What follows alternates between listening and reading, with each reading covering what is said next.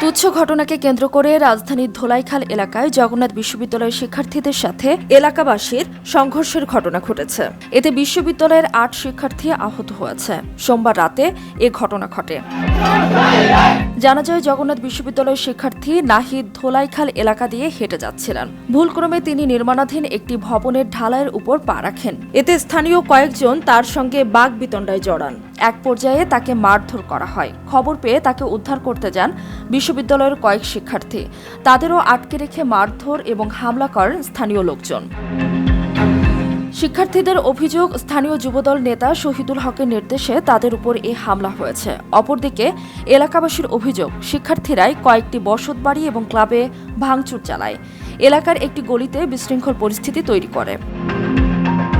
পরিস্থিতি নিয়ন্ত্রণে রাত ১টার দিকে ওয়ারী থানা পুলিশ ঘটনাস্থলে পৌঁছায়। সংঘর্ষে আহত শিক্ষার্থীদের ঢাকা ন্যাশনাল মেডিকেল এবং মিডফোর্ড হাসপাতালে চিকিৎসা দেওয়া হয়েছে। পরবর্তীতে বিশ্ববিদ্যালয় প্রক্টর এবং পুলিশের আশ্বাসে রাত ৪টার দিকে ক্যাম্পাসে ফিরে যান শিক্ষার্থীরা। এ ঘটনায় বিপুল পরিমাণ পুলিশ মোতায়েন করা হয়।